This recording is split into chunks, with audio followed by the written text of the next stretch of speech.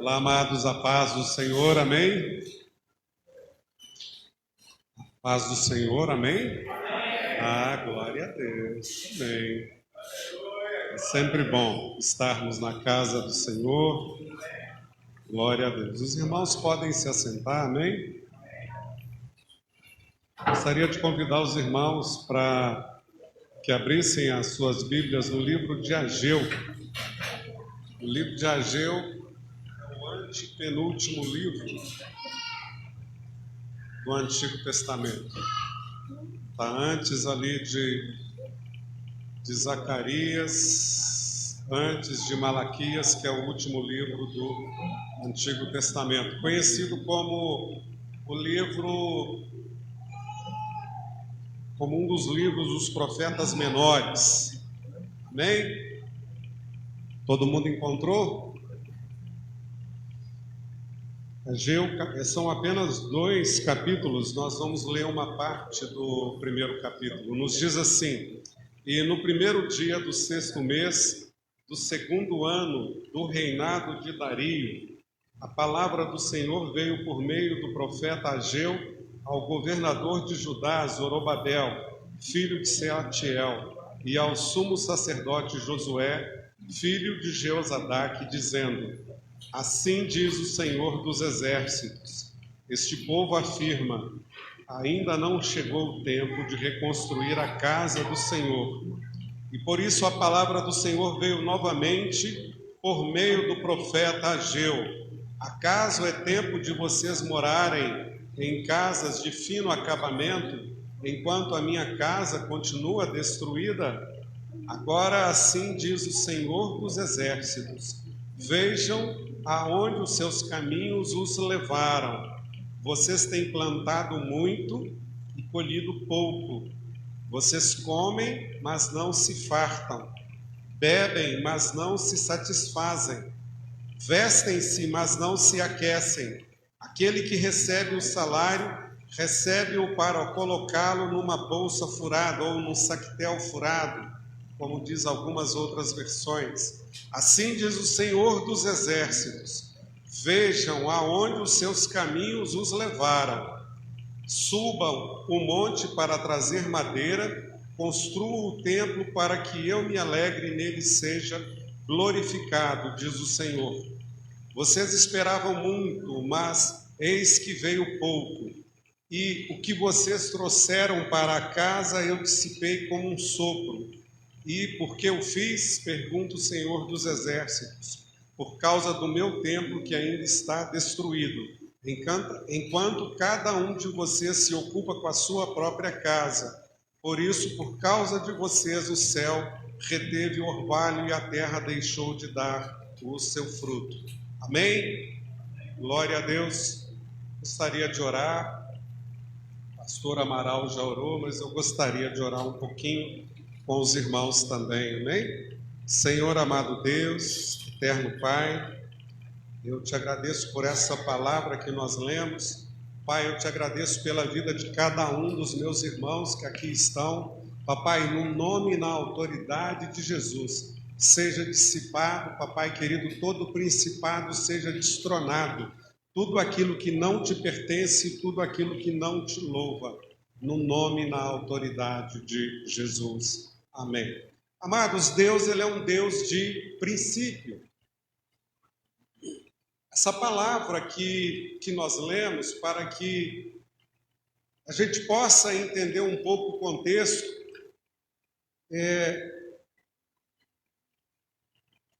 Deus havia dado uma ordem ali para o seu povo, para que eles reconstruíssem o templo. Este povo aqui, se você ler no último versículo, é da época do rei Dario, amém? O rei Dario, ele é citado ali também no livro de Esdras. Então, só para que entendamos o contexto, o povo tinha acabado de sair 70 anos de um cativeiro. E Deus dá uma ordem: olha, eu quero que vocês construam o meu templo. Essa foi a ordem de Deus. Qual a preocupação do povo? Não, antes de construir o templo, nós vamos construir as nossas casas primeiro.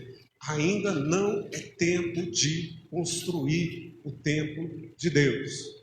E Deus então começa a espremer aquele povo ali. Um texto muito falado aí sobre saquetel furado. Quantos já ouviram essa expressão? Que eu estou igual um saquetel furado. Você já viu o seu bolso quando você está indo ali na venda? Isso acontecia muito comigo quando eu era ali do interior, ali de Lagoa da Prata. Ia lá para comprar o pão, cadê o dinheiro? O bolso estava furado. Já aconteceu isso com vocês? Já? Eu pensei que era só comigo. Já aconteceu, pastor Amaral? Então, essa expressão aqui, Deus fala ali com o povo, disse, olha, tudo que vocês estão fazendo, vocês estão plantando, não vai prosperar, porque vocês estão em desobediência. Então, Deus é um Deus de princípio, amém? Apenas para que a gente entenda o contexto aqui que nós lemos. Vamos voltar aqui para o capítulo 1, o versículo 2. Deus dá a ordem, e olha o que Deus, através dos profetas, fala. Assim diz o Senhor dos Exércitos. Este povo, que era aquele povo que estava ali, ainda não chegou o tempo de reconstruir a casa do Senhor. Eu não sei se já aconteceu com os irmãos.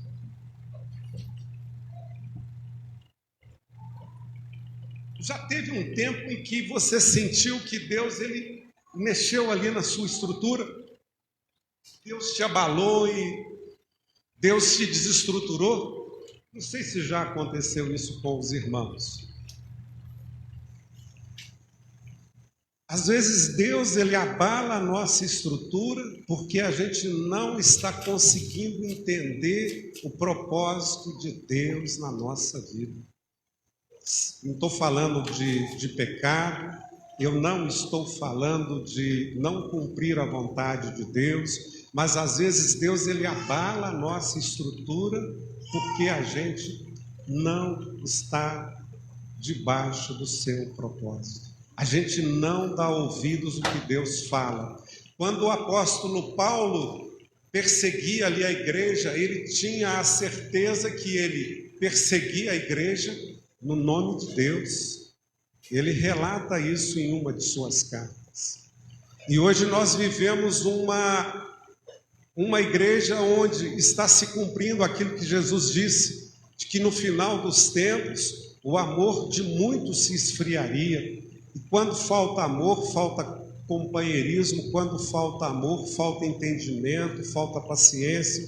A gente vive hoje numa sociedade onde ficam ali 4 pessoas ali conversando pela internet. Isso acontece lá em casa, isso não é um privilégio da sua casa, não. Lá em casa eu estou lá no 2º andar, eu mando mensagem para quem está lá embaixo.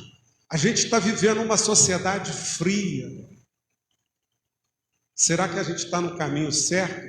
1 Coríntios 13, Paulo relata ali acerca, uma das mais belas palavras, acerca ali ainda que eu falasse a língua dos homens e dos anjos, e ele tinha uma autoridade, porque Paulo falava claramente 4 idiomas, nós vemos isso pela palavra. Paulo falava a língua dos anjos, Paulo falava várias línguas dos homens, e ele fala assim, ainda que eu falasse isso tudo, se eu não tivesse amor, de nada me adiantaria.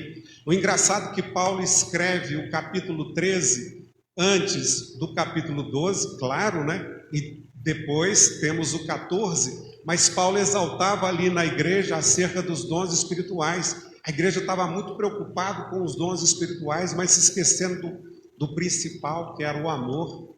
E lá no finalzinho do capítulo 13, Paulo assim, agora pois permanece a fé, a esperança e o amor. Mas desses 3, a fé vai acabar, a esperança vai passar, porque eu vou subir para os céus, mas o amor vai permanecer. Então é o amor que vai reinar nos céus, amém? Os céus vai ser... O reino celestial, ele vai ser reinado pelo amor de Deus. Voltando a essa palavra aqui, Vamos ler de novo o versículo 2. E este povo afirma: ainda não chegou o tempo de reconstruir a casa do Senhor. Agora vamos para o 5. E agora diz o Senhor dos Exércitos: veja onde os seus caminhos os levaram. Vocês têm plantado muito e colhido pouco. Vocês comem e não se fartam, bebem e não se satisfazem, vestem-se, mas não se aquecem. Aquele que recebe o salário, recebe-o para colocá-lo numa bolsa furada ou num saquitel furado. O que acontece? Deus, Ele quer que você construa o templo dele. Pastor, mas a gente está num templo tão bonito. Glória a Deus por esse templo. Glória a Deus por essa estrutura. Mas Deus se refere ao nosso templo espiritual. Uma construção, ela é feita do quê? De alicerce. Uma construção, depois do alicerce, ela tem as paredes ao redor. Logo depois vem o telhado. Logo depois do telhado vem as portas e as janelas. E logo depois o acabamento. Amém? Quem aqui já construiu uma casa? Eu sei que o pastor Amaral já construiu, o Léo já construiu, o Rui, né? Você precisa primeiro de fazer o alicerce. Então nós temos que alicerçar a nossa casa espiritual, alicerçar a nossa casa em Cristo Jesus. A palavra nos diz que Cristo, Ele é a pedra angular. Quando eles construíam ali na antiguidade,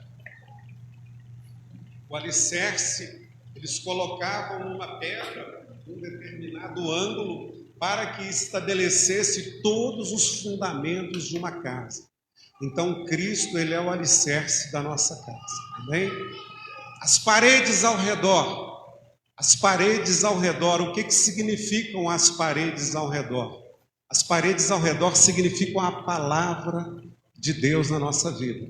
Nós temos que exercitar a palavra de Deus constante na nossa vida. O que significa o telhado? Telhado vem de quê? De cobertura. Telhado simboliza no mundo espiritual a presença do Espírito Santo nas nossas vidas. Então, amados, uma vida sem Cristo no alicerce, uma vida sem a palavra nas paredes e uma vida sem o Espírito Santo, ela não vai subsistir. Aí por fim vem as portas e as janelas. O que simboliza numa construção que Deus quer que nós façamos, que a gente está deixando de lado? Significa as brechas que nós muitas das vezes deixamos.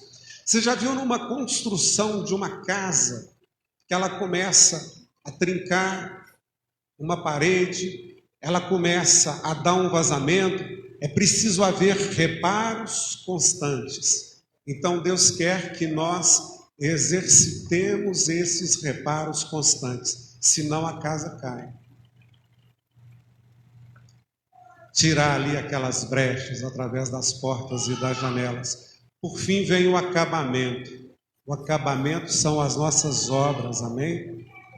Como têm sido as nossas obras? Será que a gente está edificando por onde nós passamos? Será que a gente tem falado verdadeiramente do amor de Cristo? Como estão as nossas obras? Por fim, olha o que nos diz o versículo 9. Vocês esperavam muito, mas eis que veio pouco, e o que vocês trouxeram para casa, eu dissipei com um sopro que fiz. Pergunta ao Senhor dos Exércitos: por causa do meu templo que ainda está destruído, e cada um de vocês se ocupa com a sua própria casa. Por isso, por causa de vocês, o céu reteve o orvalho e a terra deixou de dar o seu fruto. Aqui eu vejo um princípio, amados. Deus, ele não nega os seus princípios, amém? O princípio da semeadura e o princípio da colheita. Mas aqui, pela desobediência,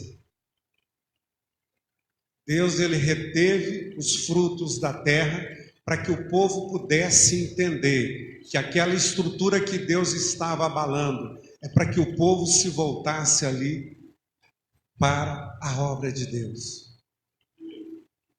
Amém, glória a Deus.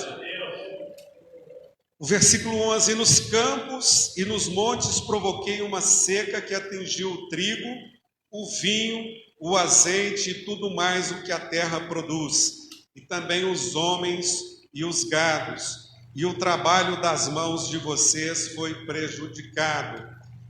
O 12: Zorobabel, filho de Sealtiel, o sumo sacerdote Josué, filho de Jeozadak, e todo o restante do povo obedeceram à voz do Senhor, seu Deus, por causa das palavras do profeta Ageu, a quem o Senhor Deus o enviara, e o povo temeu o Senhor. Quer que Deus escreva uma nova história na sua vida? Obedeça a sua voz, creia na voz dos seus profetas e você prosperarás. Como diz a palavra que o pastor leu aqui, escute a voz dos seus profetas que você vai prosperar. Quer que Deus escreva uma nova história na sua vida? Porque Deus é um Deus de princípio. Será que Deus não está abalando as nossas estruturas? Será que estamos no caminho que Deus realmente requer de todos nós? Será que tem faltado algo ali? Olha que tremendo, quando o povo se arrepende.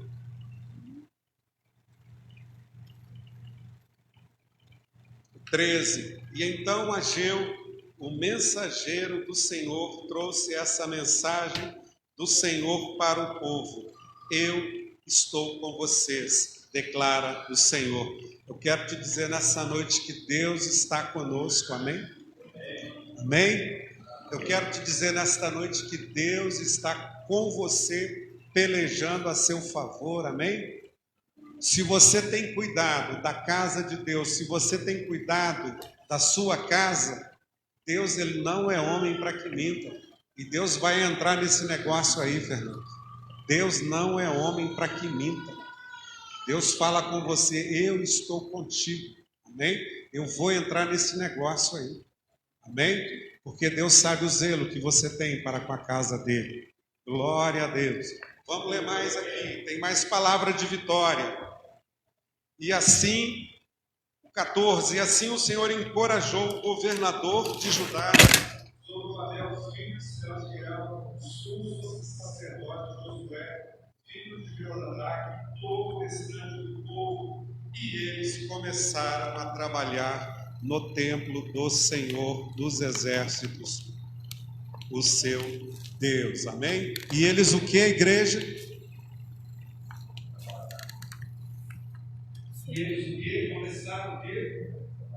Começaram a edificar o templo. O povo então teve o entendimento de que ir para a direita e ir para a esquerda não estava resolvendo. Se você estudar essa história aqui, eles ficaram aproximadamente, quando você lê todo o capítulo, se passaram 2 anos, o povo insistindo em querer fazer a sua vontade e não querendo fazer a vontade de Deus. Quando você lê ali todo o capítulo, porque no começo ele fala de um período, de um determinado tempo, e lá no final ele fala: foram 2 anos, o povo insistindo em ir para a direita e Deus querendo que o povo fosse para a esquerda, né? Fiz errado, né? Fiz esquerda, né?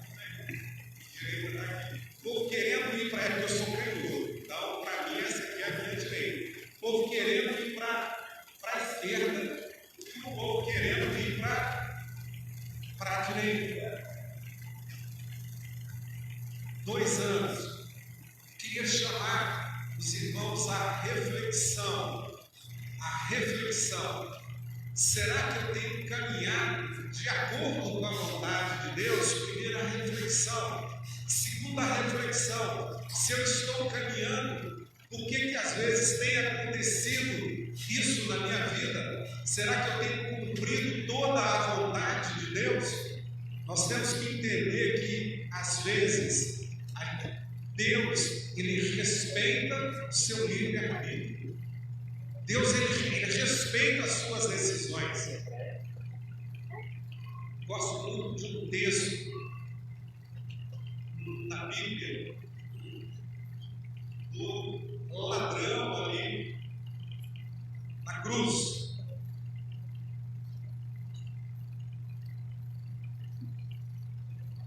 Tinha ali no Calvário ali Jesus do meio e um ladrão do lado direito e um ladrão do lado esquerdo. E ali, no ato ali da crucificação, aquele ladrão ele recebe a Cristo. Eu aprendo algo muito profundo. O mundo ele dita normas. O mundo ele é puritanista. Mas Cristo é libertador, amém? O mundo ele é religioso. Cristo veio para abolir a religiosidade. Aquele ladrão ali na cruz, o que acontece? Ele aceita Jesus, Jesus fala assim com ele: hoje mesmo tu vais estar comigo no paraíso. Coisa vai ali acontecendo. Os soldados que estavam ali crucificando aquele pessoal, eles pegam ali uma marreta de pedra, mais ou menos dessa altura, uma marreta mais ou menos assim, vão ali no joelho do ladrão ali, do ladrão bom, porque ele já tinha se arrependido, então ele não era mais ladrão, ele era uma pessoa, amém? Cristo ele te trata como pessoa, amém? Então entenda algo, não era mais ladrão, eles vão ali no joelho de um ladrão, que mesmo no último momento não aceitou Jesus, vão ali e marregam ali no joelho dele, e vai ali no outro cidadão que estava ali preso, e marregam ali no joelho dele também. Eu fiquei outro dia refletindo sobre essa história. Coitado, estava lá sendo sacrificado, chega uma pessoa com uma marreta desse tamanho, zate o joelho dele, destrói o joelho dele, para que ele perdesse ali a sustentação do seu corpo, para que ele caísse. E assim que ele cai, ele ia morrer por sufocamento. Vai uma reta ali no outro joelho. Olha que morte. O cara acabou de aceitar Jesus. Eu aprendo algo. Nós somos responsáveis pelas consequências das nossas vidas. Os nossos atos, nós vamos ter consequência. Deus pode nos livrar? Sim. Mas nós temos que entender que a gente é cheio de dodói. Deus, o que está acontecendo comigo? Mas nós somos responsáveis pelos nossos atos e pelas consequências que a gente procurou com as nossas próprias mãos. Eu me lembro de um caso que aconteceu, inclusive aconteceu comigo essa semana. Não sei se os irmãos viram, vou comentar um caso que aconteceu essa semana. Uma caminhonete, eu estava vendo ali, uma pessoa com uma caminhonete, uma carroceria do tamanho desse banco aí, cheio de bancos atrás da caminhonete. O povo andava ali quase 30 quilômetros ali atrás, ali cheio de cadeira solta, cheio de banco ali.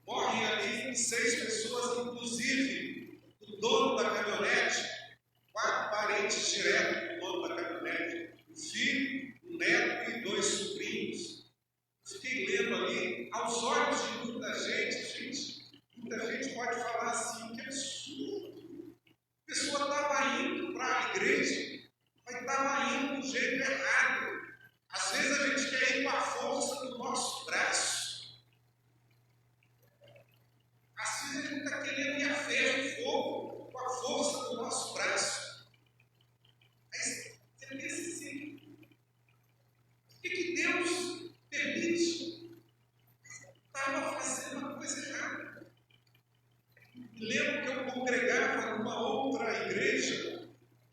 E esse caso foi assim, foi muito impactante. Sai um pastor lá da Bahia, vindo para Belo Horizonte. Ele mais 5 pessoas, e no meio do caminho, ele bate o carro e morre todo mundo. No outro dia a gente tem a notícia do pastor lá da Bahia, ele bateu no carro, infelizmente veio a falecer junto com os outros 5 ocupantes que eram adultos.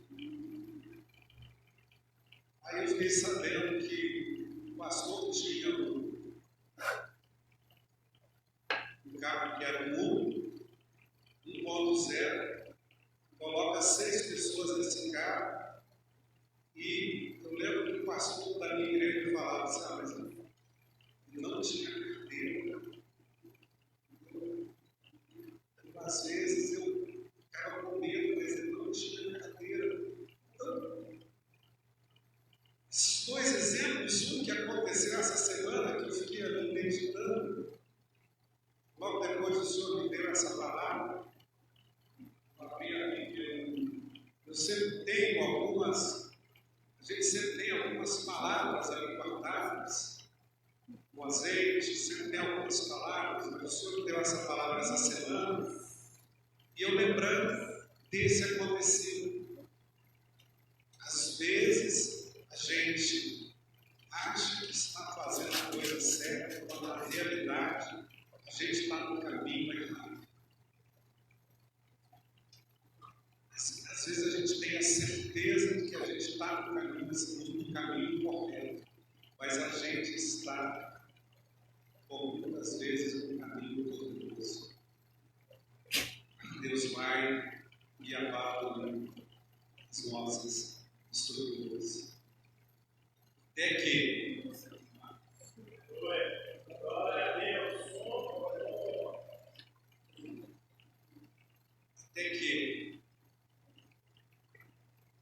quando a gente entende o verdadeiro propósito de Deus, nos fala assim. Vamos lá para o capítulo 2.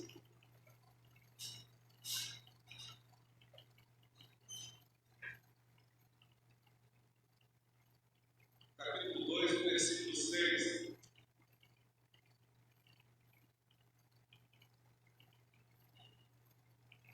Assim diz o Senhor dos Exércitos: dentro de pouco tempo farei tremer o céu, a terra, o mar e o continente. Deus, ele, se preciso for, ele faz tremer terra, céu e mar a favor dos seus, amém? E farei tremer todas as nações, as quais trarão para cá os seus tesouros, e encherei esse templo de glória, diz o Senhor dos Exércitos. E tanto a prata quanto a ouro me pertencem, declara o Senhor dos Exércitos. 9. A glória deste novo templo será maior do que a do antigo, diz o Senhor dos Exércitos. E neste lugar, assim diz o Senhor, que ao seu coração eu estabelecerei a paz, declara o Senhor dos Exércitos. Amém? Olha para cá, Deus tem uma promessa para mim e para você, dizendo o seguinte, que a glória da segunda casa, glória a Deus, ela há de ser maior do que a primeira, a glória da segunda casa, ela há de ser maior do que a primeira, amém? Você crê nisso? Amém? Você crê nessa promessa? Deus, ele é o Deus do ouro e da prata. Deus, ele é o Deus do ouro e da prata. Quando você se preocupa buscar em primeiro o reino de Deus, as demais coisas que serão acrescentadas. Quando você se preocupa com a casa dele, tudo mais ele fará. Amém? Amém. A glória da segunda casa, glória a Deus, ela há de ser maior do que a primeira.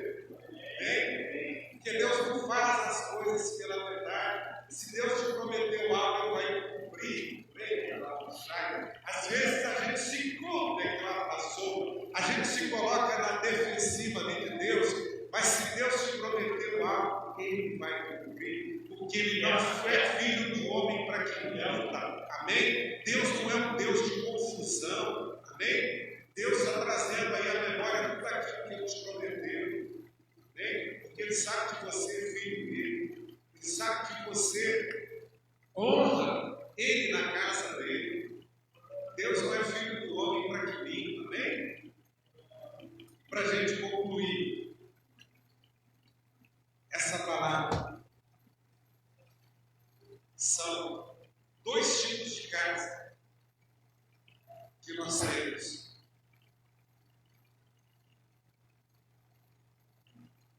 Vamos ler o versículo 2 do 2:15. E agora prestem atenção, de hoje em diante, reconsiderem em que condições vocês viviam antes de se colocar sob pedra do templo do Senhor. Olha para cá. Quando você se preocupa com a obra de Deus, de tudo mais, toma conta dele. Bem, igreja? Amém. Então, se você se preocupar com a obra dele, deixa que o resto toma conta. Bem, gostaria de orar com os irmãos. Glória a Deus. Gostaria de que nessa oração você entenda e tenha um discernimento dos dois tipos: o tempo do Senhor, que é o seu coração, e entender que Deus, que a glória da segunda casa, ela há de ser maior do que a primeira, amém?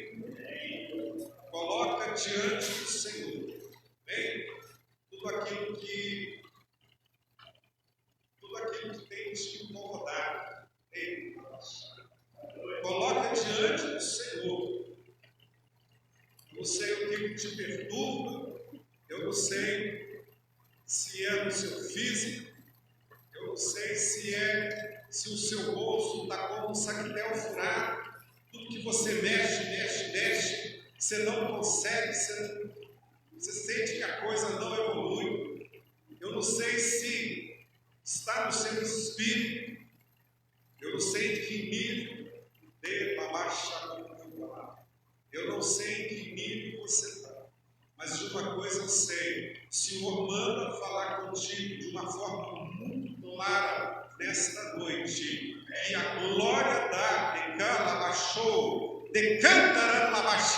da segunda casa, ela há de ser maior do que a primeira casa. Senhor amado Deus, eterno Pai, é no nome e na autoridade de Jesus. Papai, eu me prendo a esta palavra nesta noite, de que quando eu estou aplainado na tua casa, nos teus caminhos, ó Pai, de que a glória da segunda casa, ela há de ser maior do que a primeira, papai querido. Eu me prendo nesta palavra porque é a tua palavra, tão somente a tua palavra, papai. Eu creio na palavra dos seus profetas, Pai. Creio nos seus profetas e prosperarei. Papai querido, eu creio na prosperidade em todos os âmbitos, em todos os sentidos da minha vida, da nossa vida. Papai, no âmbito emocional, no âmbito espiritual, papai querido, no nome de Jesus, no âmbito financeiro, eu creio, papai querido, na tua palavra, é no nome e na autoridade de Jesus. Tudo aquilo que estava preso, papai querido, já foi liberado. Papai, já foi liberado através da tua palavra de vitória. Papai querido, já foi liberado. Papai, já foi liberado. No nome e na autoridade de Jesus. Papai querido, nós queremos lá, baixou e cantarai. Papai, nós te agradecemos nesta noite, Deus. Papai, eu quero te louvar, eu quero te agradecer, papai querido, pela tua igreja, pela tua casa, papai, pela vida dos teus filhos que aqui estão, papai querido, pela família de cada um aqui representada, papai, no nome e na autoridade de Jesus, papai, seja destronado, seja quebrado todo principado, papai querido, tudo aquilo que não te pertence nas nossas vidas, no nome e na autoridade de Jesus. E se você crê e recebeu, diz amém, amém, glória a